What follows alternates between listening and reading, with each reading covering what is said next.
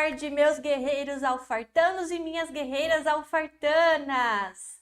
Como que vocês estão? Já peguem o café aí para nossa tarde de direito constitucional. Então, boa tarde, meus nobres. Vamos dar uma olhada em quem está aqui assistindo, começando a assistir a nossa aula de hoje, né? A nossa aula que vai falar sobre os remédios constitucionais. Então, teremos aí uma grande tarde para falar sobre os remédios constitucionais.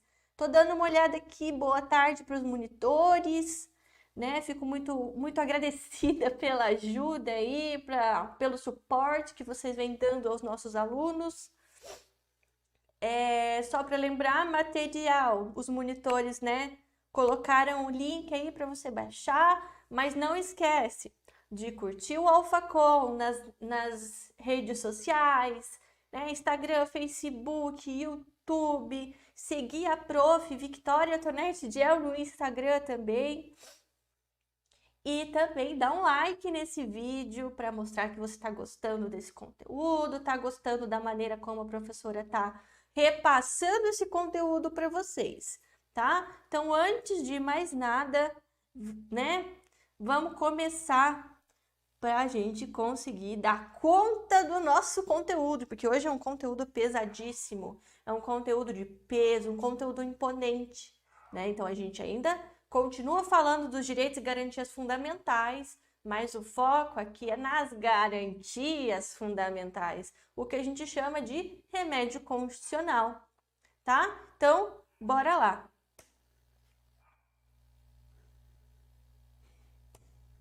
Então, hoje na aula nós veremos a questão dos remédios constitucionais. Então, veremos os remédios constitucionais de natureza administrativa e de natureza judicial também. Então, primeiro de tudo, vale lembrar aqui que o que significa nós termos remédios constitucionais, tá? O primeiro de tudo é a gente lembrar da diferença entre um direito e uma garantia, certo? Então, assim, por mais que ambos estejam presentes na nossa Constituição, certo? Eles são coisas diferentes, tá? Então, vamos dar uma olhada ali no quadro que vai falar o seguinte, que, né, o que é a garantia? Nada mais é do que aqui um instrumento, ok?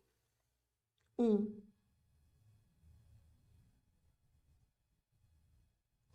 instrumento para garantir, para conferir eficácia do direito, certo? Então, ó, lá no artigo 5º a gente tem um rol extenso de direitos e garantias fundamentais.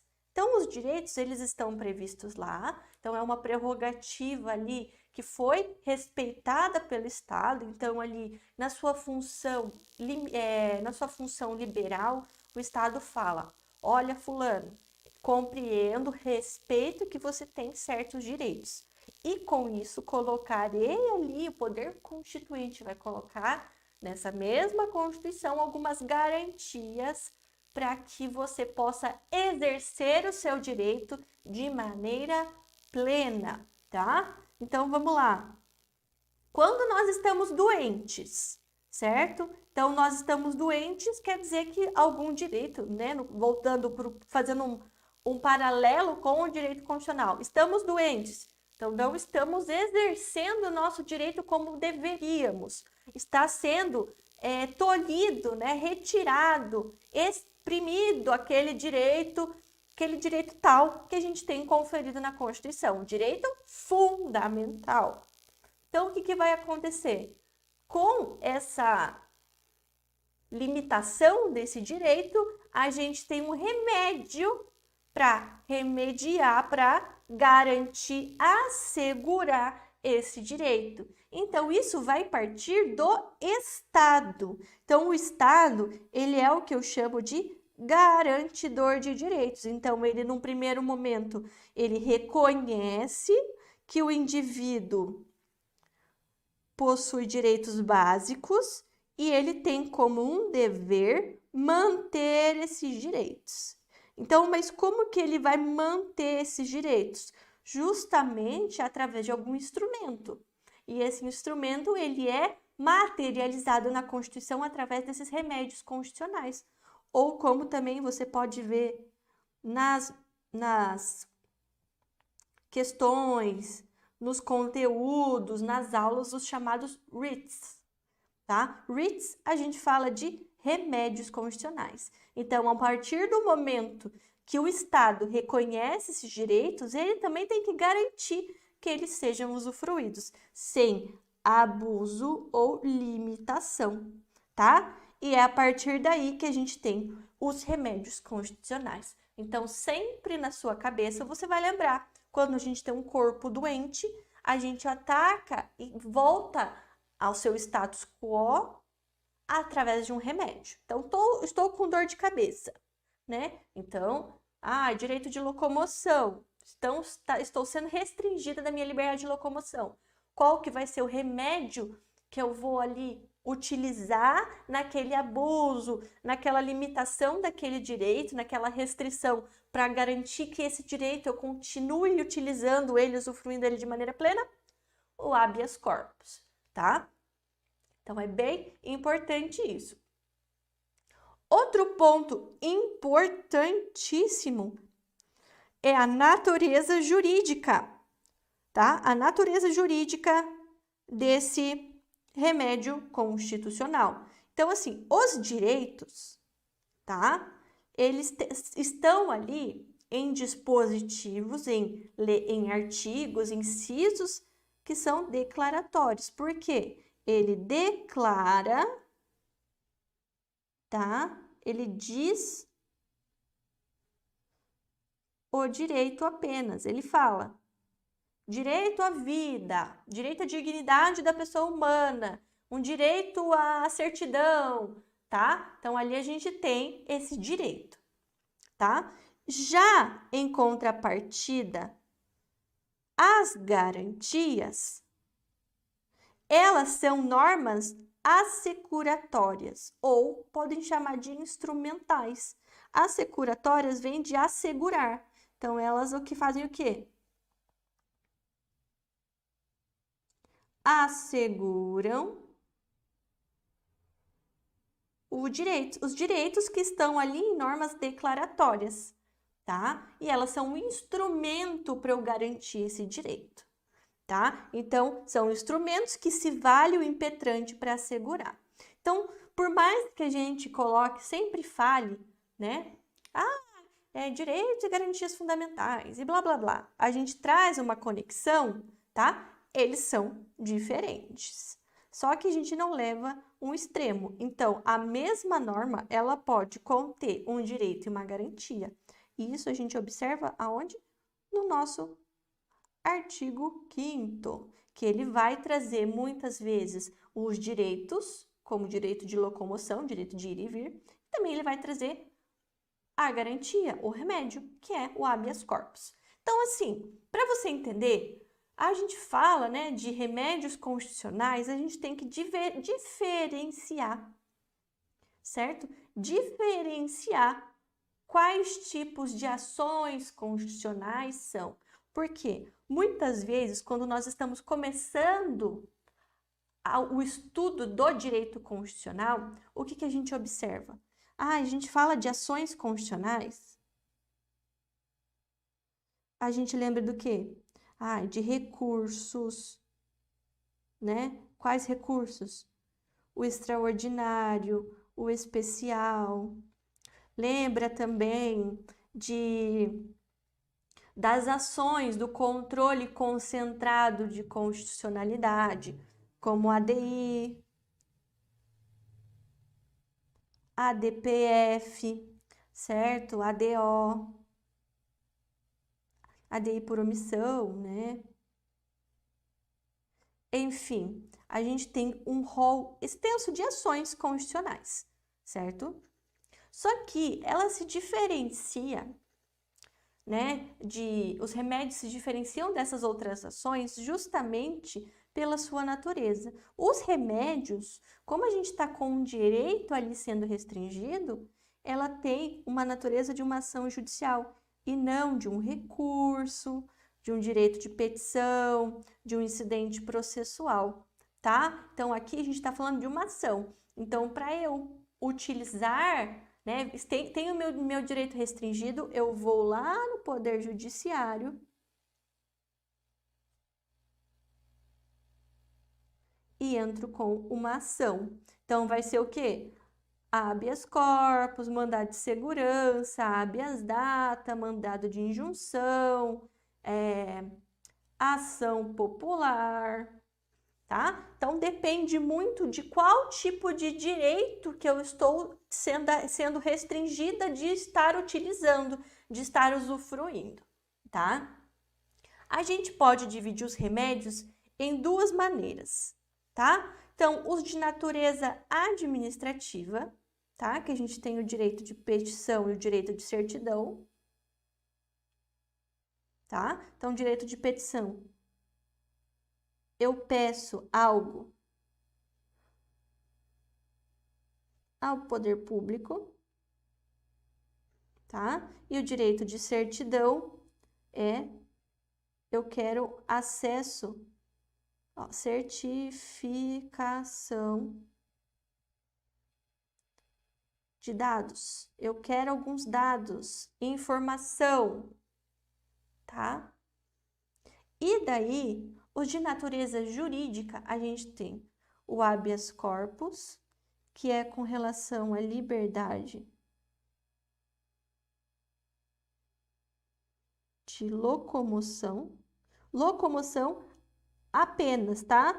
A gente vai observar com o decorrer, né, dos blocos que a liberdade de locomoção, o habeas corpus inicialmente não era utilizado como apenas direito de, com relação à liberdade de locomoção, mas ele acabou se tornando somente isso. Por quê? Porque a gente teve outros remédios constitucionais. Daí o habeas data, a gente vai trazer com relação à informação do impetrante, retificação de dados, etc. Daí mandado de segurança, direito líquido e certo, tá? Mandado de injunção, a gente vai ter uma omissão legislativa e a ação popular, ela vai se reunir aqui para direitos da coletividade, diferentes do mandado de segurança, porque tem alguns direitos que não são líquidos e certos, nem os seus fatos. Precisa de averiguação. E a ação popular não. A ação popular é diferente. É feita por cidadão. Então, um dos pressupostos é ter o título de eleitor, tá? Então, dê uma olhadinha aí que a gente vai ver um por um na aula de hoje, tá? Então, primeiro de tudo, tá? O direito de petição, ele é um direito inerente à democracia participativa. Mas por que eu coloquei isso? Você colocou isso, professora? Tá ficando doida? Não, porque é uma ferramenta, é um instrumento para se manifestar ao poder público, tá? Então, aqui a gente está falando da liberdade de manifestação. Petição vem do latim do pedir, certo? Então, eu peço algo ao poder público, tá? Então, aqui é a manifestação da liberdade de opinião ou queixa, tá? Então, a gente utiliza de uma reclamação aqui e da defesa de interesses de próprios ou coletivos. Então, há uma garantia constitucional para garantir o respeito aos direitos que se trata. Digamos assim, que nós temos lá, isso é muito comum, o que a gente chama de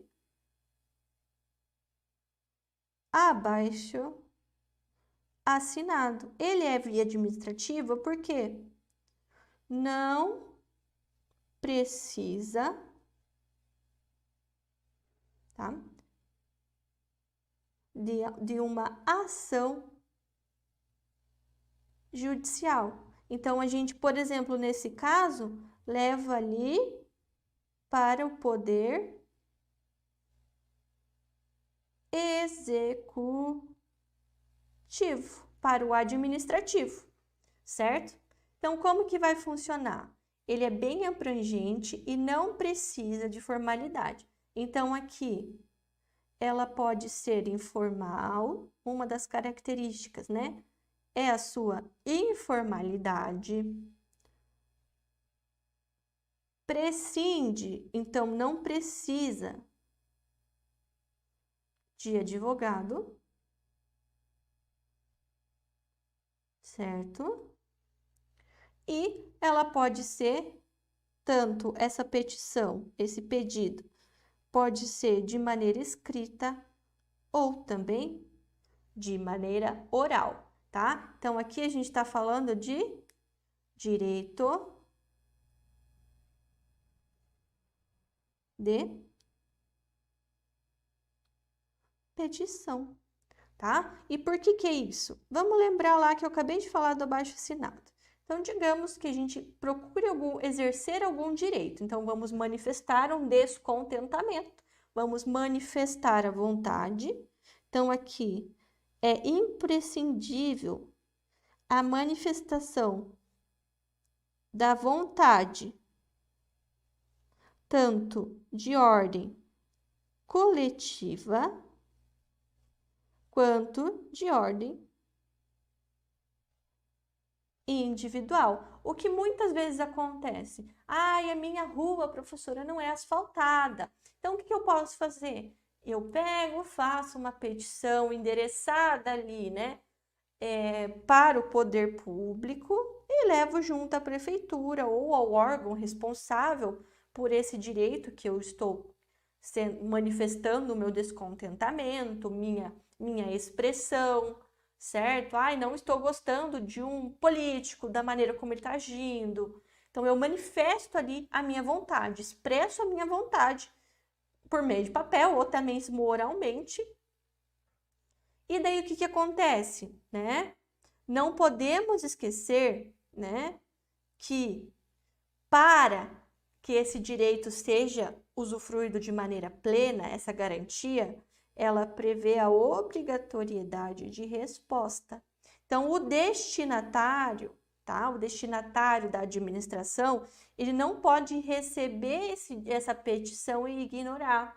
Ele precisa responder, tá? Então, é obrigada a resposta, tá? A gente vai ver o que a gente faz judicialmente depois que nós obtemos essa negativa, né, com relação até a certidão, ao direito de certidão, ou também não obtemos resposta alguma, tá? Mas é imprescindível que tenha a manifestação de vontade e a resposta, tá?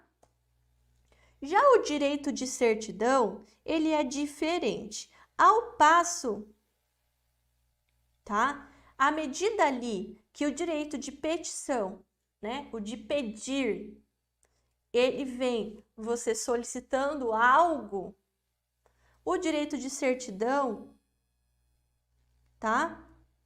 Ele vem justamente para certificar, né, de certidão, de dar certeza.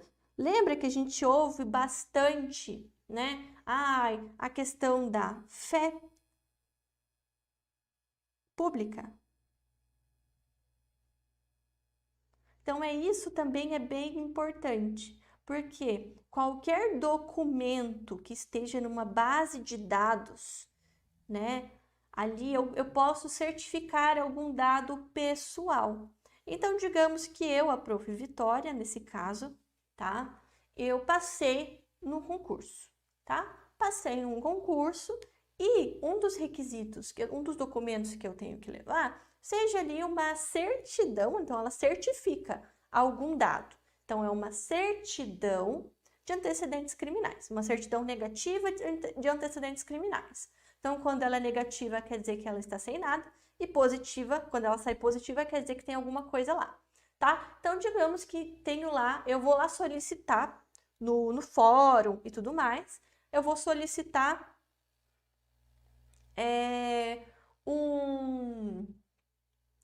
essa minha certidão de antecedentes criminais, certo?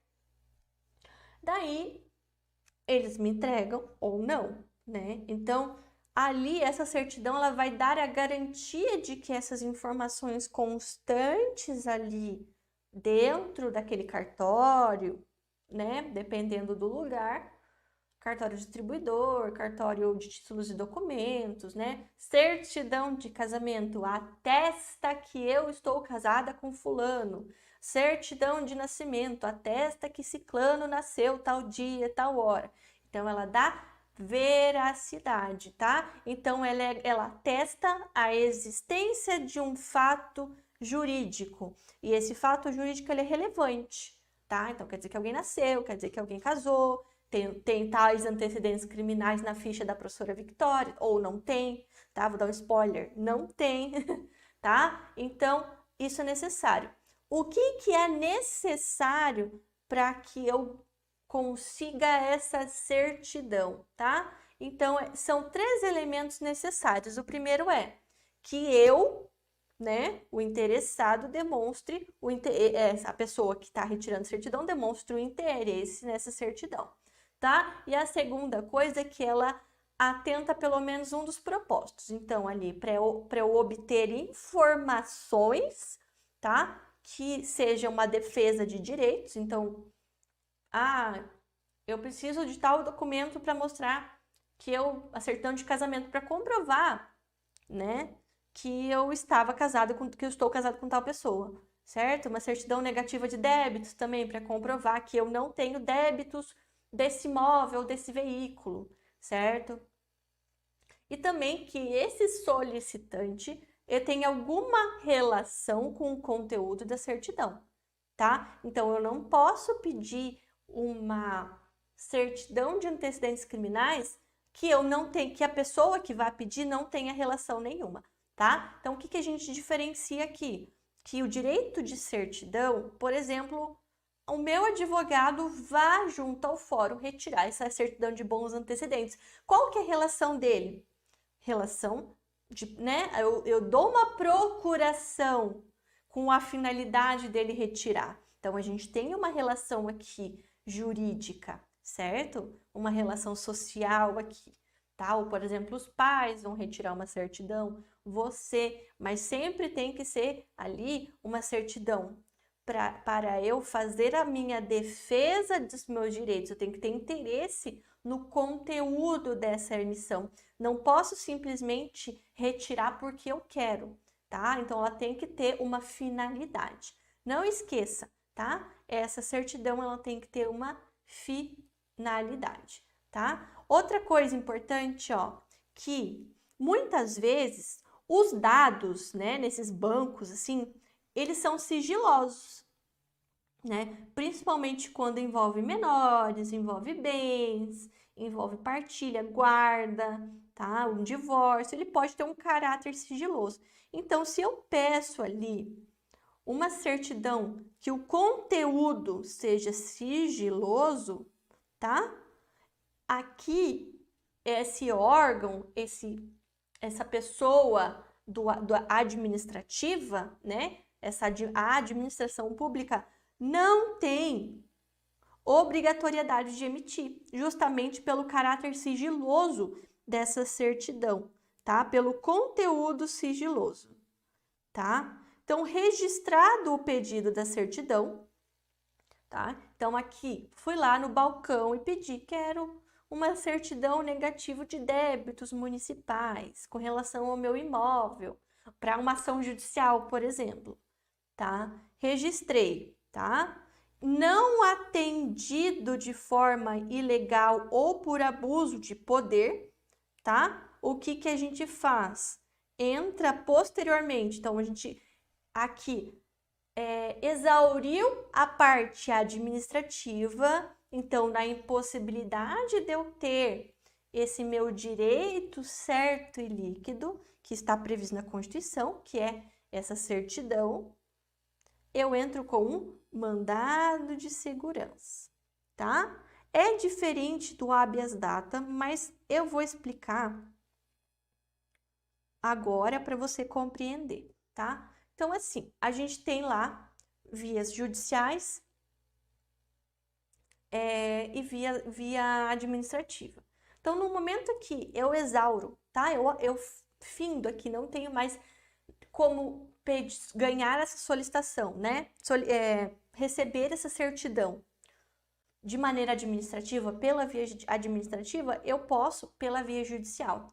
A diferença aqui, tá? É que esse direito de certidão, como ele está previsto na Constituição, ele é um direito líquido e certo. Então, eu não usarei um habeas data, que é sobre o acesso à informação, né? Que a gente vai ver daqui a pouco que ele fala sobre informação.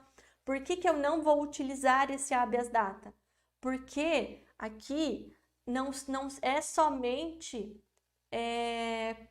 a parte pessoal. Então, outra pessoa também vai poder retirar essa certidão no meu lugar, tá? Então, o direito líquido e certo de obter certidão expedida ali por qualquer repartição pública, seja tanto para defesa de direitos, seja para esclarecimento de certas situações, tá? Então, se eu sou funcionária pública e peço ali uma certidão para eu requerer minha aposentadoria, se houver a negativa pela via administrativa, eu entro com um mandado de segurança, não habeas data, tá?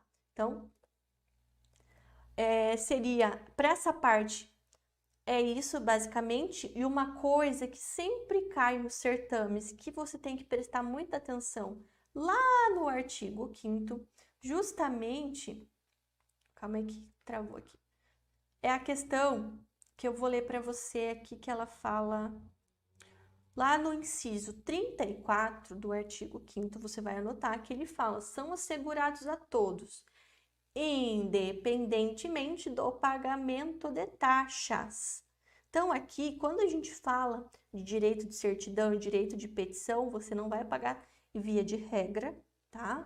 Não pagará nenhuma taxa, tá? Elas são gratuitas. O inciso A, ele fala que é o direito de petição aos poderes públicos em defesa de direitos ou contra a ilegalidade ou abuso de poder, e obtenção de certidão em repartições públicas para defesa de direitos e esclarecimentos de situação de interesse pessoal. Beleza? Então, essa parte, ela é bem tranquila, né? Então, a gente vai passar posteriormente para a questão dos remédios constitucionais de natureza judicial. Tá? Então, antes disso, vamos dar uma papeada aqui um pouco. Boa tarde para o pessoal aí que foi chegando. Quero saber de onde que vocês são, tá?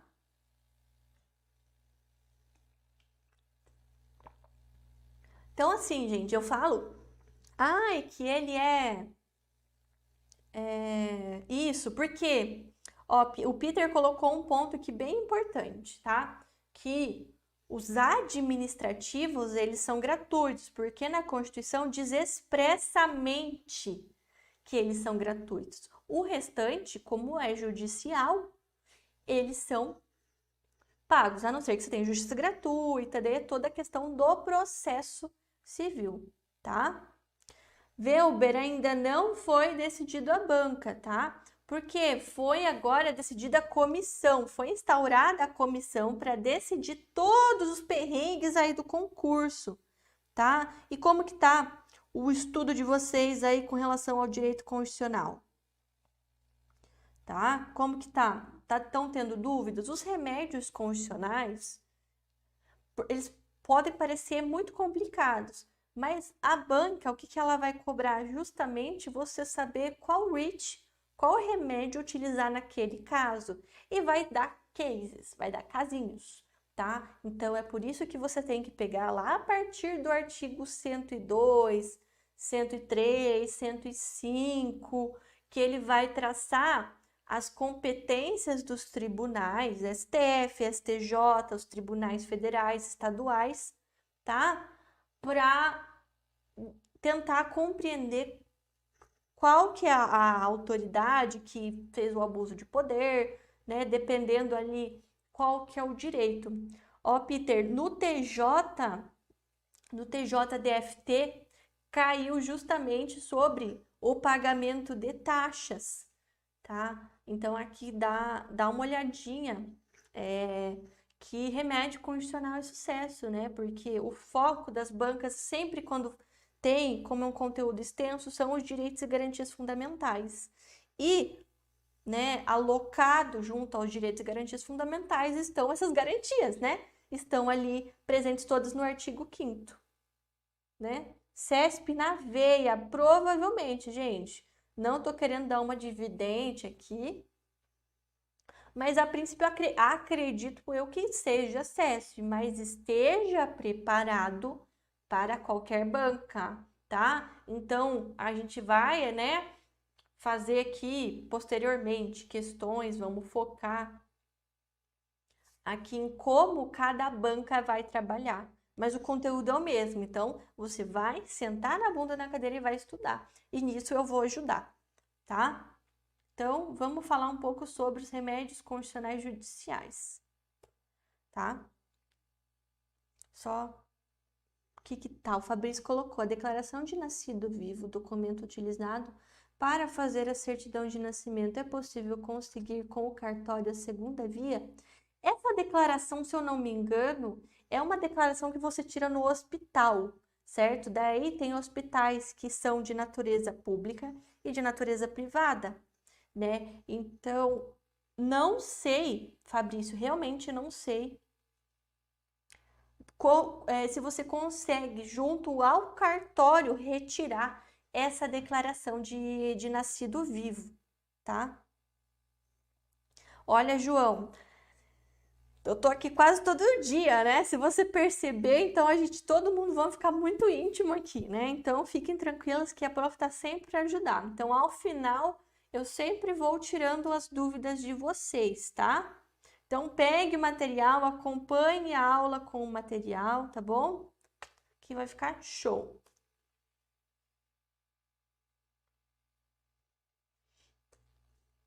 Então, agora veremos na aula aqui sobre os remédios constitucionais judiciais, mais precisamente a questão do habeas corpus e do habeas data, tá? Muito embora eles são garantias de direitos distintos, o objetivo aqui é justamente a questão do direito de liberdade. No habeas corpus, como diz o nome, corpo, né? Livrar o corpo, é a questão do direito de locomoção, tá? Cadê aqui? Então, vamos lá. O habeas corpus, ele tá lá presente na Constituição de 1988. Vamos pegar aqui o vermelho, tá? Na de 1988, ele tá lá no artigo 5º, inciso 68, tá? Ele foi a primeira garantia de qualquer direito fundamental. E isso vem lá com o rei João Sem Terra em 1215. 1215 foi o marco para o direito constitucional. E isso eu falo com propriedade porque foi em 1215 que nós tivemos a primeira Constituição, chamada de Carta Magna, tá? Então foi o momento que o rei, ele se via ali pressionado pela burguesia, pelos camponeses, e acabou cedendo e criando uma norma padrão, uma norma constitucional para garantir alguns direitos. E dentre eles estava aqui o habeas corpus, que a gente fala com relação ao direito de locomoção. E posteriormente, ele foi transformado, né, numa norma individual, que é o Habeas Corpus Act, lá de 1679. Tá? Já no Brasil, somente em 1821 que a gente teve alguma normativa, algum decreto, alguma regra que falasse, que trouxesse o habeas corpus para nós. Então, foi o primeiro alvará emitido por Dom Pedro I, que justamente falava sobre a liberdade de locomoção. Daí, depois, nós tivemos a lei do habeas corpus, prevista ali não somente o direito de liberdade de locomoção, mas qualquer liberdade, tá? E daí, como garantia constitucional, apenas na Constituição Republicana, tá? Prevendo, sim, como um direito fundamental, um direito e garantia fundamental inerente ao ser humano, tá? Então, esses são pontos aqui que são, sim, por mais que é história, né? É importante a gente compreender da onde que a gente veio, né? Então, foi a primeira garantia de direitos fundamentais. Mas vamos lá. Cadê aqui meu material? Então, primeiro de tudo, a gente tem que saber o seguinte, tá? O habeas corpus, ele foi garantido não só a liberdade física, como os demais direitos que tinha como pressuposto básico a locomoção. E hoje em dia, tá? Em 1980, a partir de 1988, meu Deus, hoje eu tô, né? Errando aqui as datas. A gente trouxe a previsão ali no artigo, no inciso 68 da Constituição, no artigo 5º, tá? O autor da ação, ele não precisa ser necessariamente o paciente, a pessoa que está tendo sua liberdade restringida, justamente porque ele está com a sua liberdade restringida e ele pode não conseguir fazer essa ação judicial, tá? Mas, via de regra, ela não é tão formal quanto as outras por conta do direito que ela alberga, né? Que é o direito de locomoção, o direito de ir e vir, nossa liberdade, que depois do direito à vida é a mais importante, tá? Então, o autor da ação constitucional de habeas corpus, ele recebe o nome de impetrante, porque ele vai impetrar, tá? O indivíduo em favor do qual se impetra, tá? Ele também pode ser um impetrante, né? Como a gente já viu, muitos presos escrevem habeas corpus em pedaços de papel papel higiênico, né? A gente pode observar isso, que o paciente, ele é um indivíduo o qual se impetra, é o indivíduo que está com o seu direito retirado, tá? Direito restringido. Tá? Então, ele pode ser o próprio impetrante? Pode. E a autoridade que vai praticar essa ilegalidade ou esse abuso de poder é a chamada de autoridade coatora, de coação, aqui vem, né, a terminologia vem de coação, ou impetrado, tá? Mas quem que pode, né? Que pessoa que vai poder ser ali o impetrante, tá? Então, vamos lá. O impetrante pode ser qualquer pessoa física, certo? Sendo ela nacional ou estrangeira, tá? Em sua própria defesa ou em favor de terceiro, tá? Pode ser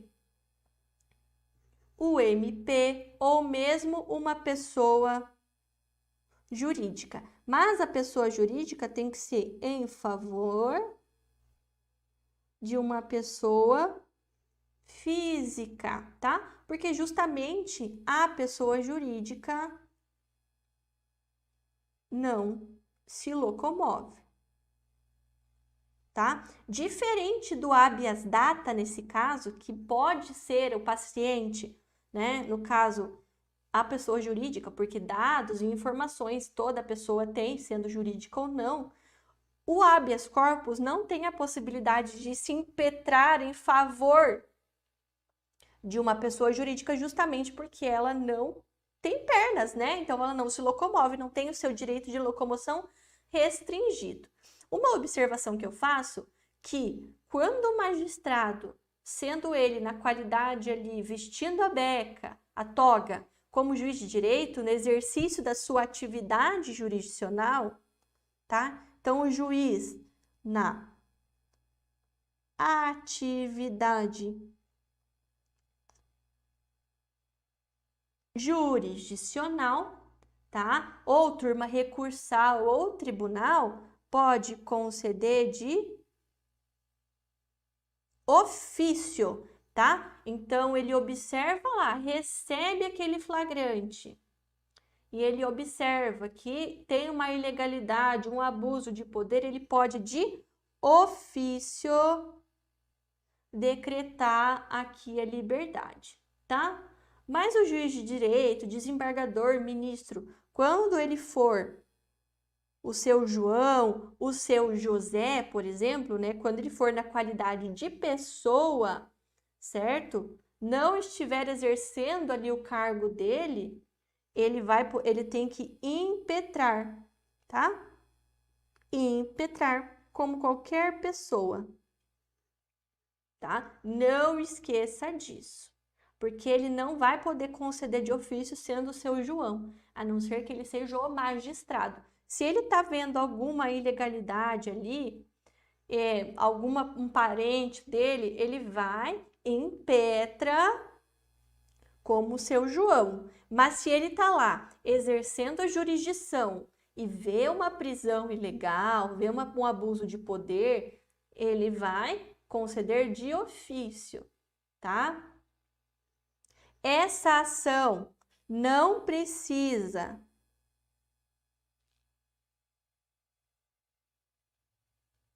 de advogado, tá? Bem importante isso. Então, ela é bem informal. Então, eu posso fazer ela num pedaço de papel que embrulha pão, embrulha presente, posso fazer na parede, posso em qualquer lugar, ela é informal, tá? Qualquer instrumento e o habeas corpus, ele é gratuito, tá? Isso é bem importante, não esqueça disso, tá? E daí lembrando que o paciente sempre quem vai ter o seu direito restringido.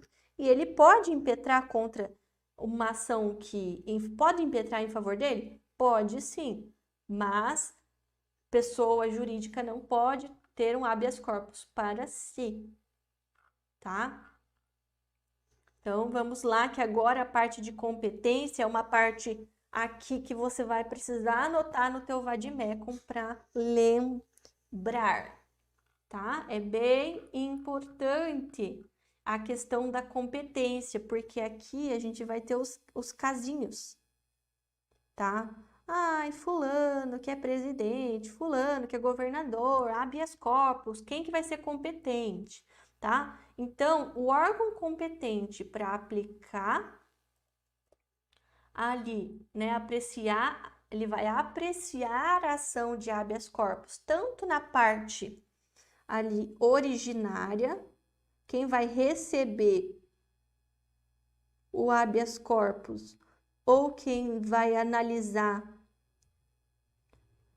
a decisão que negou o habeas corpus vai ser de acordo com a competência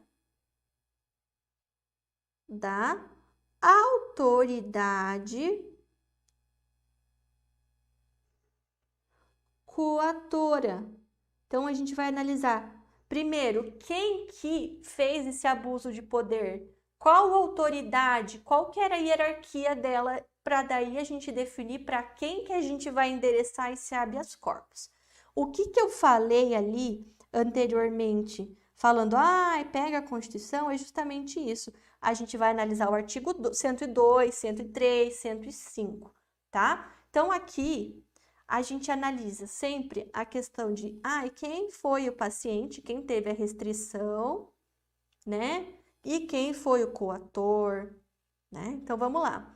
No artigo 102, ele fala que a competência originária, então aqui a gente está falando para conhecer o habeas corpus, né, para apreciar essa ação, é do STF para processar e julgar quando quem tiver sido restringido o direito for quem? Presidente, vice-presidente, membros do Congresso, ministro do STF, procurador-geral da República, ministro de Estado, comandante da Marinha, do Exército e Aeronáutica, os membros dos tribunais superiores, né? Os membros do TCU, chefes, os que estão em missões diplomáticas, tá? Então, aqui, a linha D, tá? Ela, do inciso 1º, ela vai falar assim, você vai entrar com uma ação, vai entrar com habeas corpus no STF quando for essas pessoas o paciente. E no artigo 102, na linha I, ele vai falar que você vai entrar com ação de habeas corpus junto ao STF quando quem fez esse ato que restringiu a liberdade for um tribunal superior, tá? Ou quando o coator ou paciente for a autoridade ou funcionário, que esses atos estejam sujeitos diretamente ao STF, tá? Daí, já no inciso 2º desse artigo, ele fala do STF, só que em grau recursal. Então, aqui, outro tribunal julgou originariamente esse habeas corpus e o que aconteceu? Houve essa decisão foi denegatória, tá? Então, digamos, eu entrei com habeas corpus no Tribunal Superior Eleitoral, tá? Vocês vão ver que daqui a pouco tem essa questão da competência, tá? Algum tribunal superior ali, e daí negaram o meu recurso, o meu habeas corpus. O que eu vou fazer? Eu vou olhar lá a Constituição e ela vai dizer que ele foi decidido originariamente pelo TSE, foi negado, então eu falo, é o STF, tá? Mas aqui é o recurso desse habeas corpus, tá? Ele já foi apreciado e foi negado, então com a sua denegatória eu entro com um recurso, tá? Lá no artigo 105, ele vai falar da competência originária do STJ. Então, originária.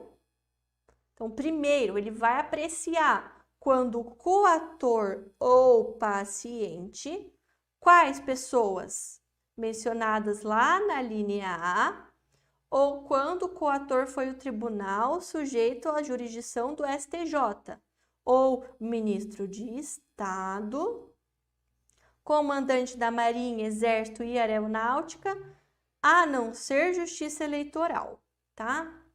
E daí, em grau de recurso, o STJ vai ali julgar, apreciar esse recurso que negou esse habeas corpus quando ele for decidido em última instância pelos tribunais regionais federais ou pelos tribunais dos estados, pelo TJ do Distrito Federal também, tá? Então, aqui tanto os tribunais regionais federais, quanto os tribunais aqui dos estados, quanto os TJ.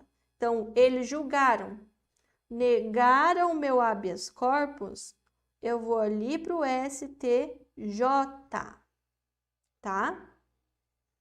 Já no artigo 108, ó, você viu que a gente vai abaixando a hierarquia, tá? No 108, ele fala que compete aos TRFs de maneira originária o habeas corpus quando a autoridade coautora for juiz federal. Então, o juiz federal que deu essa questão ali, né, da prisão e ela se deu, digamos, de uma maneira ilegal, eu entro, só se for juiz federal, eu entro com habeas corpus nos TRFs, tá? Dessa região. O TRF vai julgar em grau de recurso as causas decididas pelos juízes federais. Então, eu levei para o juiz federal ou para o juiz federal esse habeas corpus, tá? Ele negou, eu entro no TRF. Isso aqui, geralmente, é o que cai nas provas, tá? Que é a parte que é mais palpável do direito. Então, ali, eu vou para o juiz de direito ou para o juiz federal e falo, nossa, né? Aqui eu trago o habeas corpus para você apreciar. Houve a denegatória, eu vou para o TRF, tá? Então, lembra que é sempre um duplo grau de jurisdição. Não tem como eu mandar lá para o STF, para o STJ. Lembrando ali, porque o STF e o STJ têm as suas competências e quais os casos que cabe recurso. O STF e o STJ só vão analisar tanto originariamente quanto de maneira recursal habeas corpus somente nos casos lá do 102 e do 105. Já o artigo 109, ele fala que os juízes federais vão, de maneira originária, processar e julgar habeas corpus em matéria criminal de sua competência ou quando o constrangimento prover de autoridade cujos atos não estejam diretamente sujeitos a outra jurisdição. E lembra que eu falei do TSE? É a questão da justiça eleitoral, tá? Daí tem mais, acho que é isso. Então, a gente analisa de acordo com a autoridade coatora. Então, sempre, vamos fazer uma tabela aqui. A gente vai lá, STF, STJ, TRF, tá? Daí, o que mais que a gente tá vendo aqui?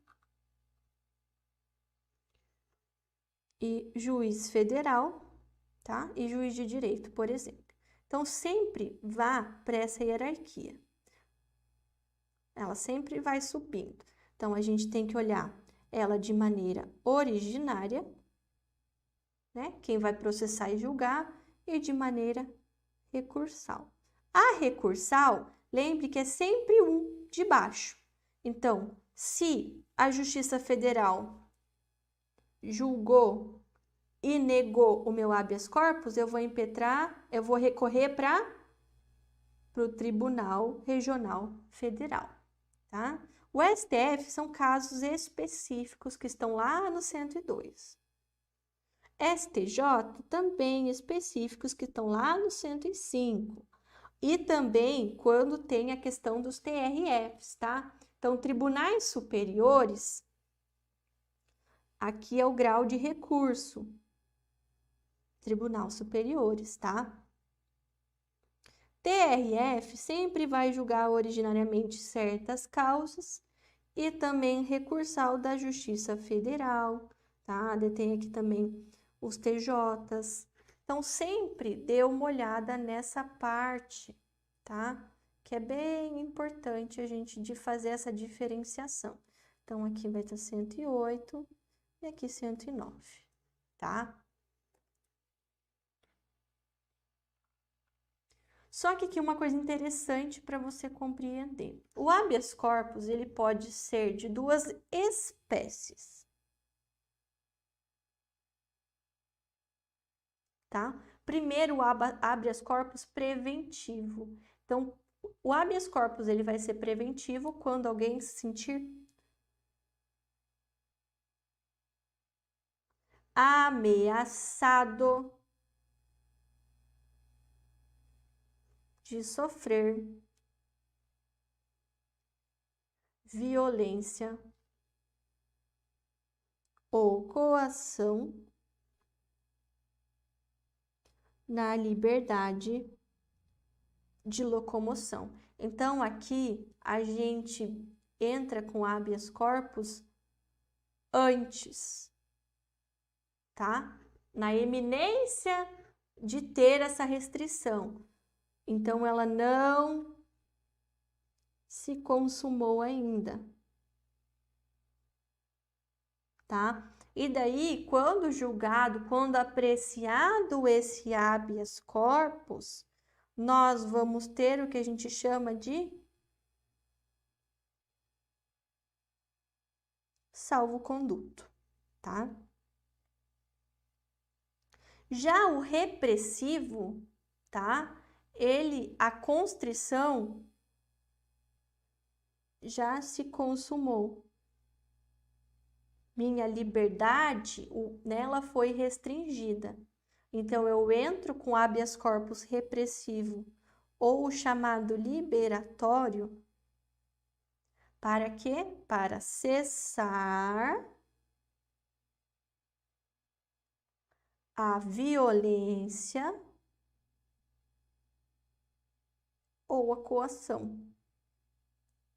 Certo? Então, aqui já se consumou. Então, quando for analisado, apreciado esse habeas corpus, você será solto, tá?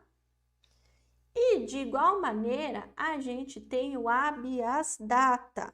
Só que ele não é para esse tipo de liberdade. Ele é para, primeiro, assegurar o conhecimento de informações relativas à pessoa que está impetrando. E essas informações têm que estar aonde? Tem que estar em registros ou banco de dados de entidades governamentais ou equiparadas, certo? Por exemplo, o SPC, o Serasa, tá? Então, a gente tem lá essa lei que ela fala lá disciplinando o direito de acesso à informação. Só que a gente tem o quê? Não só o conhecimento, eu posso também alterar, retificar os dados. E eu não quero entrar com um processo judicial para isso. Então, eu vou fazer o quê? Fazer um habeas data. Então, o habeas data é para saber informações e para retificar informações, tá? Mas tudo aqui é sobre os dados, então a gente envolve o quê? A privacidade. Aqui são dados sensíveis ou dados não sensíveis, tá? Então, qual que vai ser? Pois, professora, me parece, tá? Que não tem diferença entre o habeas data, o direito de certidão e o mandado de segurança, porque todas vão falar de informação sobre a pessoa, né? Então, o habeas data, ele não se confunde com o direito de certidão, porque havendo a recusa no direito da certidão, certo? Qual o remédio que a gente vai utilizar? É o habeas, é o mandado de segurança, tá? Porque esse direito, ele está assegurado lá no artigo 5º. Então, é um direito líquido e certo. O habeas data, eu não preciso... Opa! De motivação. Eu posso apenas querer, tá? Então, o habeas data, eu não preciso demonstrar, né, que eu preciso me defender de direitos, certo? Eu posso utilizar essa informação independente da demonstração de que eu vou prestar alguma coisa com isso, certo? Qual é a legitimidade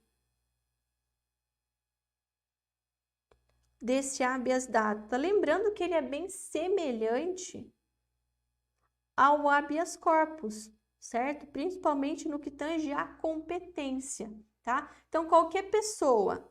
Então, aqui a gente pode colocar tanto a pessoa física quanto a pessoa jurídica vai poder ajuizar essa ação constitucional, justamente porque o direito à informação também alcança a pessoa jurídica, tá? Então, o polo ativo pode ser tanto pessoa física quanto jurídica, tá? Mas e o polo passivo? Contra quem que eu vou impetrar esse habeas data? É justamente, né, quando tiver o banco de dados, a gente vai analisar o banco de dados que a gente está pedindo os dados. Ele vai ser, se ele é uma entidade governamental, tá? Se ele é uma entidade governamental, vai ser a pessoa jurídica da administração competente, claro, da administração direta ou indireta, tá? No caso, vamos fazer um link aqui. Se caso eu peça alguma certidão junto ao INSS e haja a recusa, uma informação, eu quero alterar um dado, retificar um dado junto ao INSS, que ele tem dados meus, eu faço junto à administração, tá? Porque é uma entidade governamental, tá? Quando for de caráter ali, né? Uma pessoa jurídica, um banco de dados de entidade ali, componente da, banco de dados de entidade de caráter público, que não é governamental, não é do governo, tá? Ela possui ali um caráter público, ela é equiparada.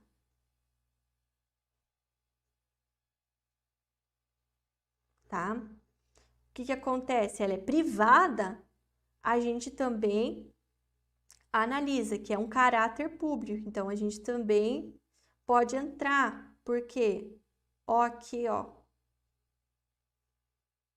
tá? Isso aqui a gente sempre fala, né? Ah, tá no SPC, tá no Serasa. Então, o artigo 1º, parágrafo único, ele fala, né, que todo registro ou banco de dados que tenha informações que possam ser transmitidas a terceiros ou que não sejam de uso privativo desse órgão ou entidade produtora ou depositária das informações, tá? Então, sempre a gente analisa. Se não for governamental, ela tá equiparada, então você pode entrar com habeas data, tá? Só que essas informações não podem ser de uso privativo desse órgão ou entidade, tá? Então tem que ser informações que eles podem ceder a terceiros, tá? A competência, ela é bem semelhante ao habeas corpus, no que concerne a hierarquia, tá? Originária do STF, com relativo ali a presidente da República, esse pessoal todo. Ali, recurso ordinário para o STF que foi o habeas data decidido pelos tribunais superiores, tá? O artigo 105, ele fala do STJ, é a mesma coisa. Ó, os TRFs também, TSE, TRE, né? Que a gente está falando de informações que a Justiça Eleitoral também tem. E aqui a gente acrescenta que os estados, quando forem órgãos estaduais, é pela Constituição de cada estado que vai definir, tá? Então, aqui ela é bem semelhante ao habeas corpus, tá? Então, com relação ao habeas data, não esqueça que, claro, que o objeto ali, o direito que está sendo restringido, ele é diferente do que se trata no habeas corpus, mas a hierarquia, o impetrante, o impetrado, eles são semelhantes, então você pode, estudando para um, vai acabar estudando para outro, tá? Então, são bem tranquilos também. A competência é um pouco mais chata, um pouco mais cansativa, mas da leitura dos incisos do 102, 105, 108, 109, você consegue extrair e compreender. E lembrando sempre que eu entro na competência, falando do habeas corpus e habeas data na competência jurisdicional e recorro na instância superior, tá bom? Então, com relação a isso, bem tranquilo também. É um pouco mais complicadinho, mais chato, né? Mas o mandado de segurança e mandado de junção eu prometo que são mais legais.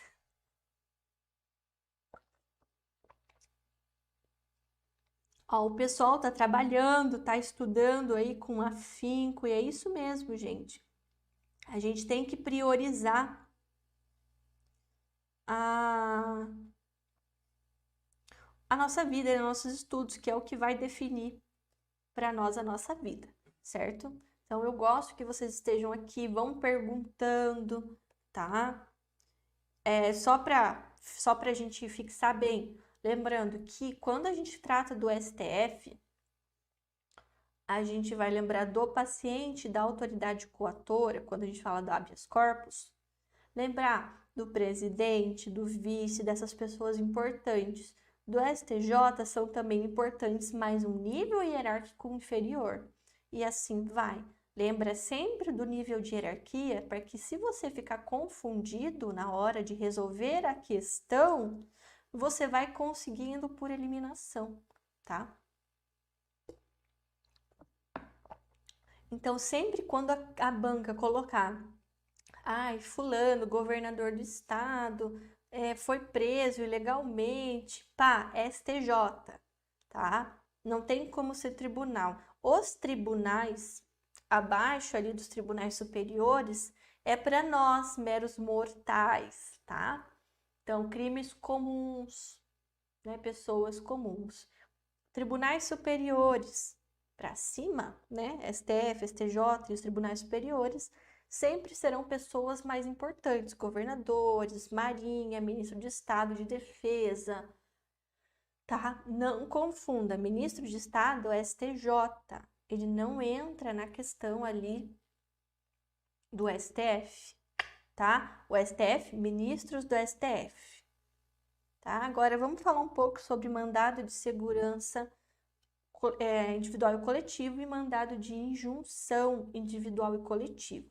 Só para dar um spoiler, lembrar do direito líquido e certo e mandado de injunção quando se fala de nacionalidade, soberania e cidadania, quando há uma lacuna legislativa, quando a eficácia aqui ela é limitada, não é contida, ela é limitada.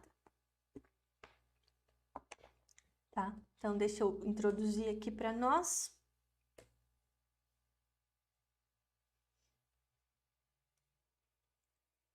Então, com relação aos remédios constitucionais, mandado de segurança individual e coletivo e mandado de injunção, tanto individual e coletivo, eles aqui são inovações, tá? Trazidas, o poder constituinte, ele já havia mencionado, mas a Constituição, ela trouxe a parte coletiva, tá? Então, é uma parte que você tem que prestar atenção, que é muito importante, tá? Então, vamos para lá, falando sobre...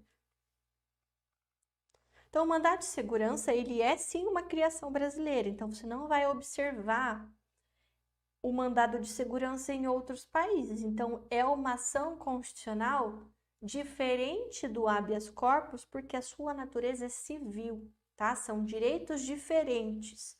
Então, e também qualquer ato impugnado, seja ele administrativo ou jurisdicional, tá? Então, a gente observa o quê?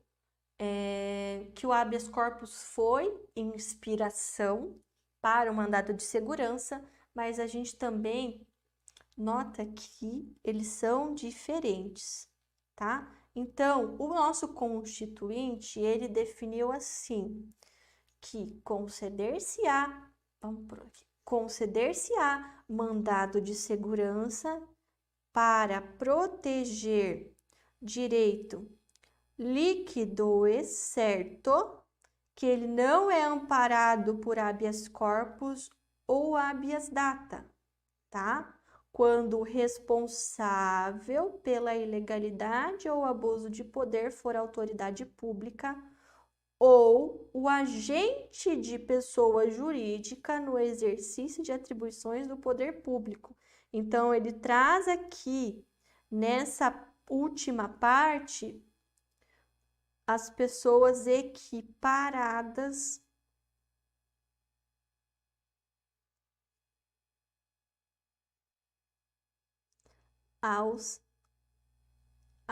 às autoridades públicas, tá? Então, a gente fala o quê? Que o mandado de segurança, ele é meio que residual. Por quê? Não vai falar sobre liberdade de locomoção, porque isso aqui é habeas corpus, e não vai falar sobre a questão de informação, de acesso, tá? Mas aqui a gente está falando que isso aqui é diferente da questão da certidão, e eu tô frisando isso muito para você não esquecer, tá?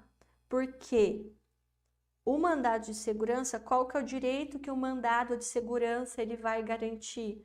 Aqui o direito de certidão, ele não está falando sobre a informação em si, mas o direito de você obter alguma certidão, tá? Por isso que a gente fala do mandado de segurança, diferente do habeas data, que é o acesso.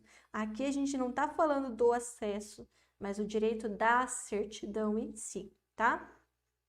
Então, é bem interessante isso. O que a gente busca aqui é a invalidação de atos de autoridade ou a supressão dos efeitos da omissão administrativa. Que isso aqui, tá? Esse ato ou essa supressão, ela gerou e lesionou esse meu direito. Então, tanto por ilegalidade, agiram de maneira contrária à lei, quanto abusaram. Não é que foi ilegal, ele só sopesou, foi superior ali, ele abusou mais do que ele deveria, ele agiu, deu um passo maior que a perna, né? Então, o que é o direito líquido e certo? A gente fala da prova, que eu coloquei ali, prova pré-constituída, tá? Então, aqui, a gente tem o quê? Que o nosso direito, observem aqui comigo, o nosso direito, ele é tão claro, tão cristalino, que não resta dúvidas, tá? Por exemplo, digamos que passei num concurso em primeiro lugar, tá? O meu direito é o de ser nomeada, digamos, né? Tem uma vaga, meu direito é ser nomeada. E chamaram o segundo colocado, não o primeiro. Então, isso foi uma ilegalidade. Esse ato do poder público foi ilegal. Então, eu busco com mandado de segurança assegurar esse meu direito, que é certo, que está lá, é nítido que é meu direito, né? E invalidar aquele ato para que eu restaure esse meu status quo desse meu direito, tá? Bem tranquila essa questão de concurso. É a que a gente mais fala quando a gente fala de direito líquido e certo.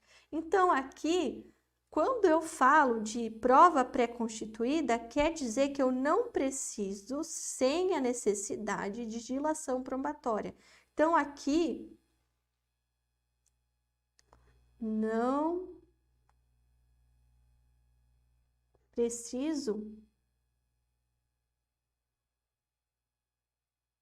ter a parte saneadora. Aqui o meu direito, ele é mais que certo.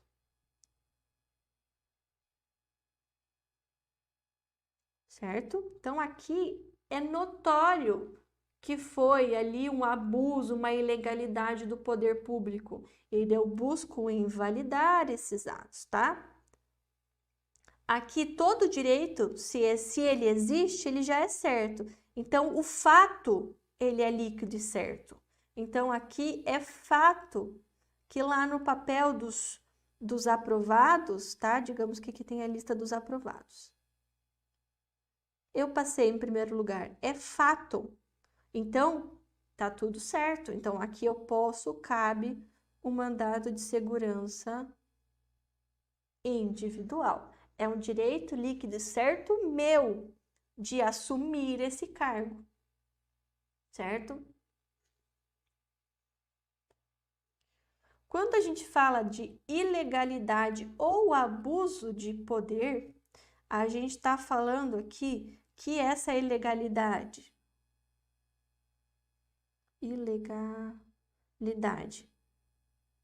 ou esse abuso, ele pode ser cometido tanto por uma autoridade pública, tá? Ou alguém de uma PJ que está no exercício de atribuições do poder público, tá? E o que é isso? Aqui a gente vai falar tanto da administração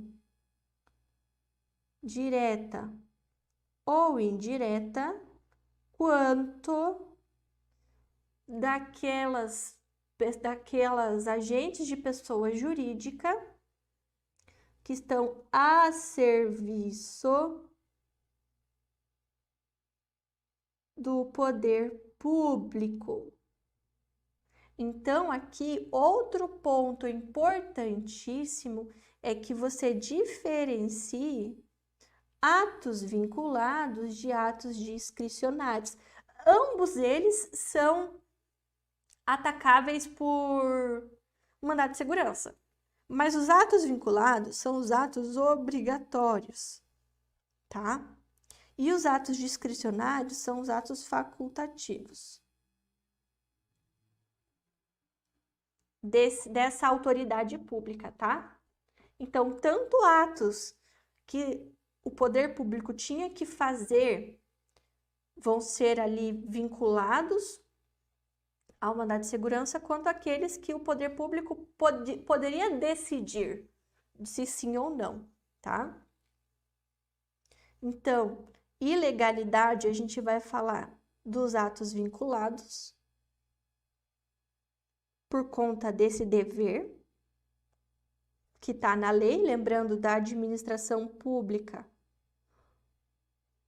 O princípio da legalidade, ele é um princípio estrito sensu, que a administração pública tem que fazer tudo que está na lei, somente o que está na lei, e os facultativos, que são os discricionários, é o abuso de poder, tá? Porque justamente é facultado e ele decidiu sobrepor aquela situação, tá? Falando em legitimidade, tanto ativa quanto passiva, o legitimado ativo, o chamado impetrante, tá? Que é o detentor do direito líquido e certo. Então, é aquela pessoa que passou no concurso e não conseguiu assumir, tá? Por exemplo, tá? Vamos colocar uma listinha aqui. Pessoa física, tá? Então, brasileiro ou não, residente ou não, domiciliado ou não aqui. Pessoa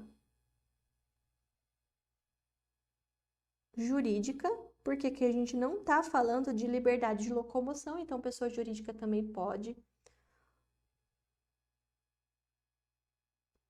Órgãos públicos despersonalizados, tá? Por exemplo, a mesa do Poder Legislativo, as mesas do Poder Legislativo, chefe do Executivo, tá? Que são órgãos públicos que não têm personalidade jurídica própria. Eles têm capacidade processual, mas não têm personalidade jurídica própria, tá? Universidades, universalidade de bens e direitos. Então, aqui não são pessoas jurídicas, mas possui direitos.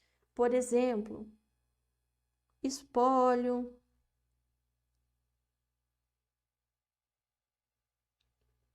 massa falida, condomínio também, tá?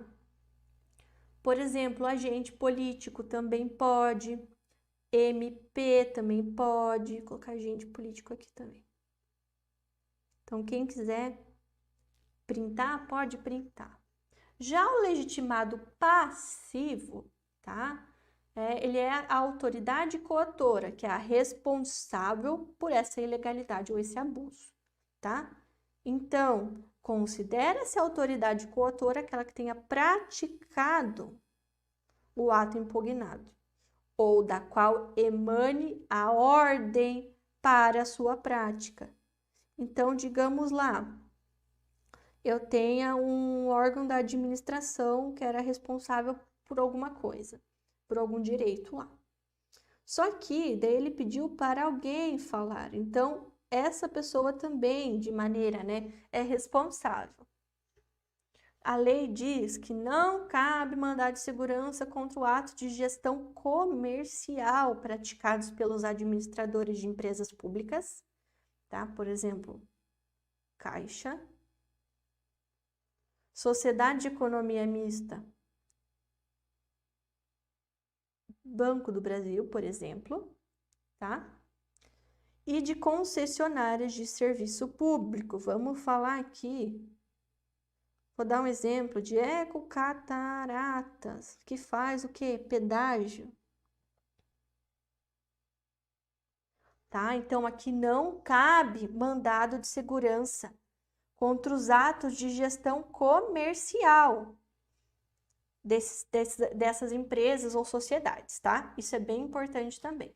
Com relação à competência, a gente tem que ver aqui a categoria dessa autoridade coautora, aonde ela se enquadra e aonde ela está, sua sede de funcional, de função, tá?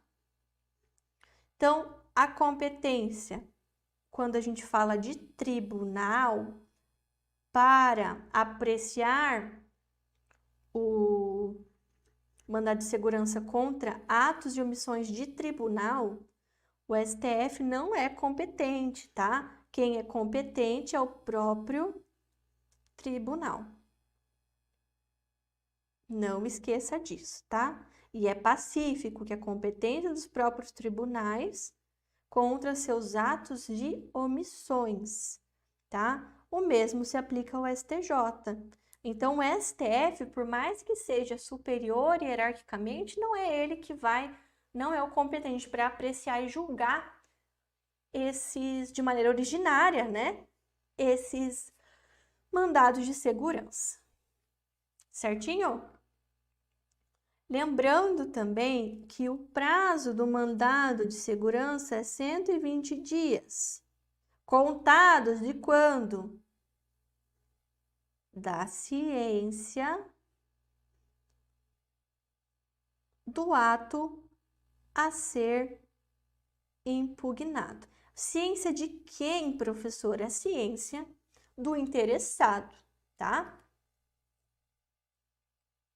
Já o mandado de segurança coletivo, eles são bem semelhantes. A diferença é somente no qual direito, no objeto que eu estou perpetuando esse mandado de segurança e nas pessoas, quem tem a possibilidade de entrar com a ação, tá? Então, aqui, com relação ao objeto, qual que vai ser o objeto, com o mandado de segurança coletivo, a gente protege o direito líquido e certo, tá?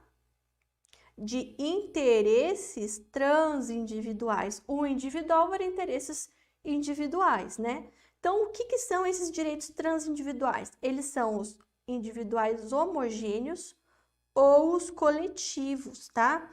Essa é uma diferença que eu preciso que você preste atenção, tá? Se você pegar o artigo 21, tá?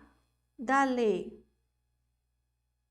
12016 de 2009, tá? E o CDC também já falava isso, ele vai traçar a diferença.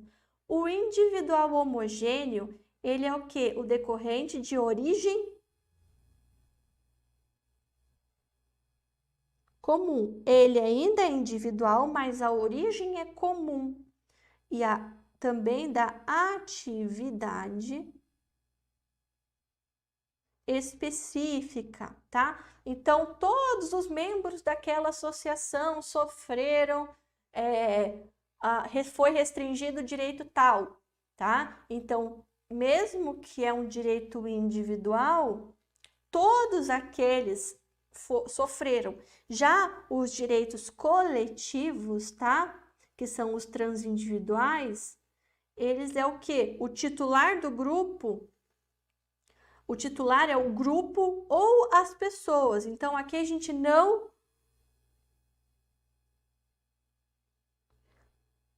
individualiza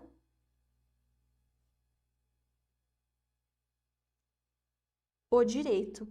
Aqui a gente consegue o direito em si é individual, né? A titularidade é individual, mas todos têm a mesma origem, um denominador em comum, certo? Então, aqui, se a gente for fazer um desenho, ó, vamos traçar um desenho aqui, que a prof adora fazer desenho. O individual homogêneo é cada um teve o seu direito restringido, só que tiveram um denominador em comum, um ato, uma atividade em comum. Já os coletivos, a gente não consegue individualizar, ele é indivisível, tá? Por exemplo, meio ambiente, saúde, tá? Aqui são direitos individuais, aqui são direitos coletivos, tá? Quando a gente fala da legitimidade, é diferente do mandato individual, porque ele só vai poder ser impetrado por partido político com representação no Congresso Nacional. Então, bastará a existência de um único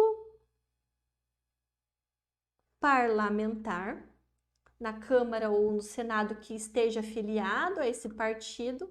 E lembrando que, né, a orientação, deixa eu só pegar aqui, ó, a orientação do STJ sobre uma coisa muito importante. Os partidos políticos, na representação dos seus filiados, ele só vai falar sobre direitos políticos? Vamos colocar só direitos políticos? O STJ tem entendido que não, tá? Ele pode ser impetrado por partido político com representação com relação a certas limitações, tá? Ele fala, né, com relação aos seus integrantes e a finalidade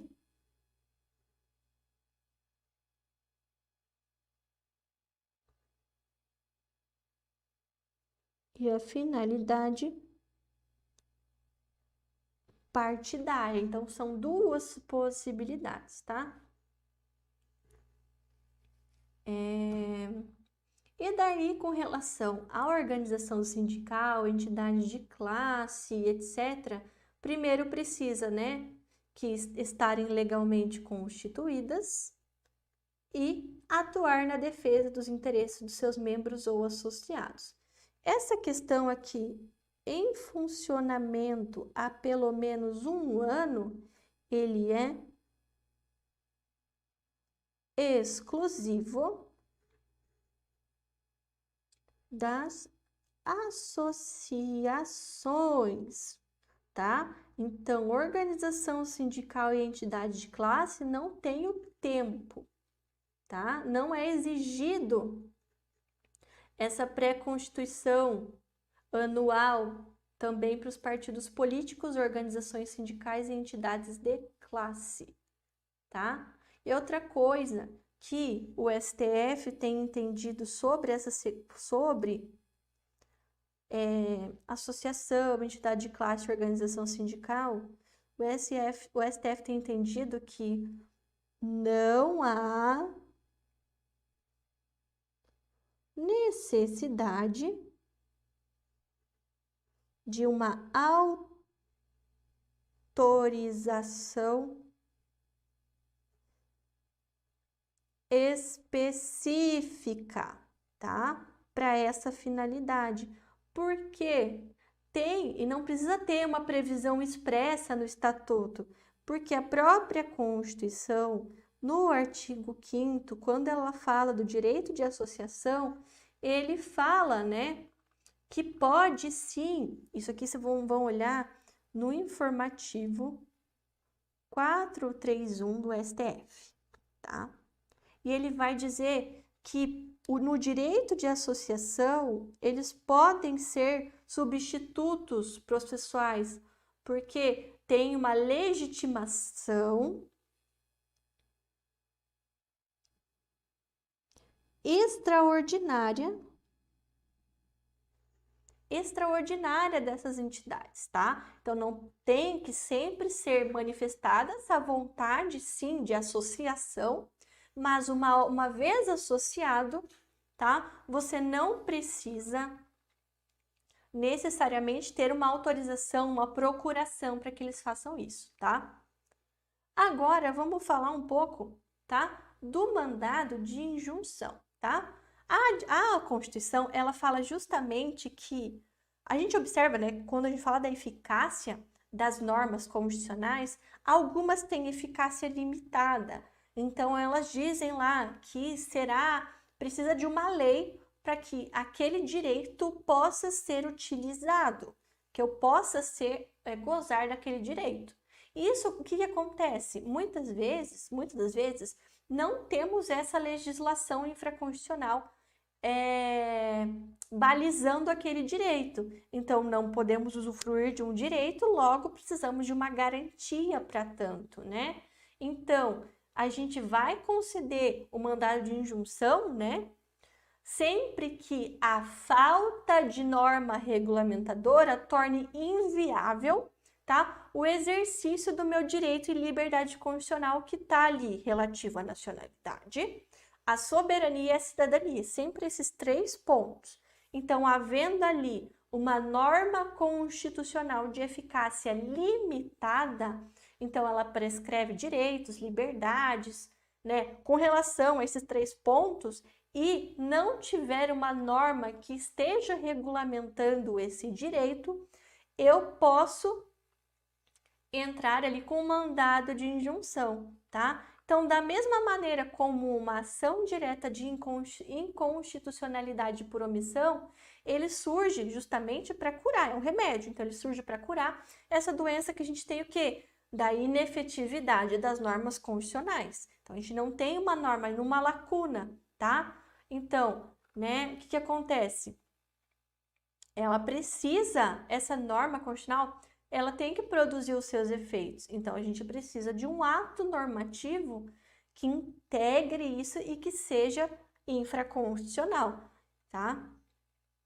Então, a gente tem normas de eficácia limitada que declaram princípios institutivos ou organizativos, que criam órgãos, e aqueles que veiculam programas a serem implementados pelo Estado, tá? Então, dentro disso, a gente observa que a omissão, ela pode ser ou parcial ou total daquele direito. Então, cabe ali, né, a gente entrar com esse mandado de injunção. Não está expressamente previsto na Constituição o mandado de injunção coletivo, mas o STF traz, certo? Então, agora sim, na lei de mandado de injunção, que se eu não me engano é a lei 13.300 de 2016, ela prevê agora o mandado de injunção coletivo, tá? E a gente determina a aplicação disso de forma subsidiária ao mandado de segurança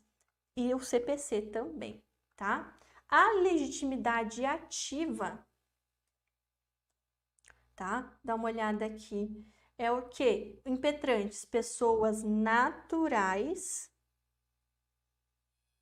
ou jurídicas que se afirmam titulares de direitos e liberdades constitucionais que são ali da nacionalidade, soberania e cidadania. Tá, estamos falando aqui de direito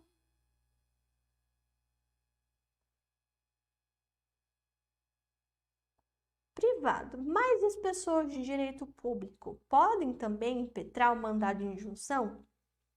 Tá? Uma coisa que a gente observa aqui dentro, estou falando do mandado de injunção individual e coletivo junto, tá?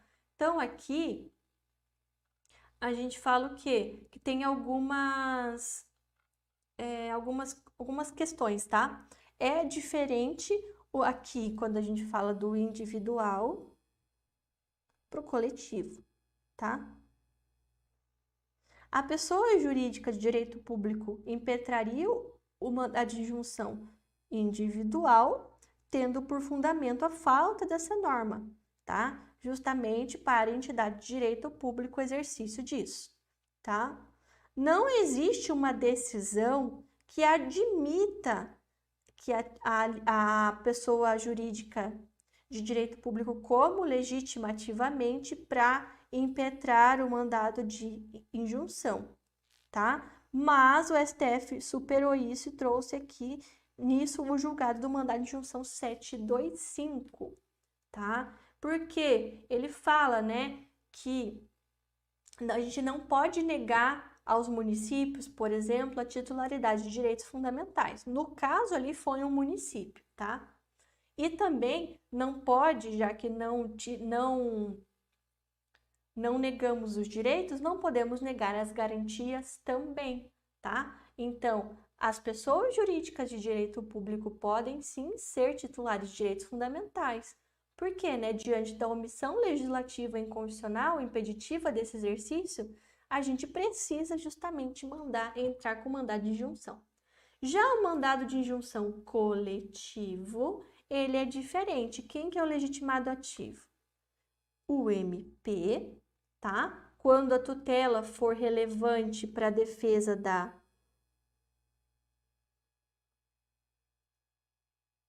da ordem pública, tá? Da democracia.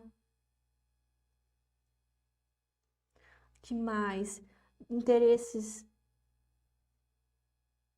individuais e coletivos intransponíveis, tá? O partido político, desde que haja representação no Congresso Nacional, para assegurar esses direitos, liberdades e prerrogativas dos seus integrantes relacionados com aqui a gente fala da finalidade partidária, tá? E daí a gente está falando também de organização sindical, entidade de classe e a associação legalmente constituída em funcionamento há pelo menos um ano.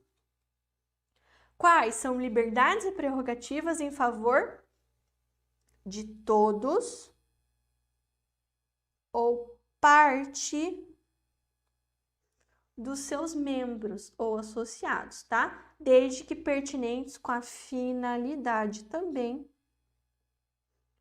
né? Dessa associação, organização.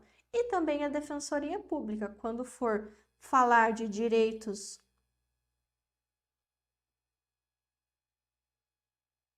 humanos, certo? Direitos individuais e coletivos também, tá?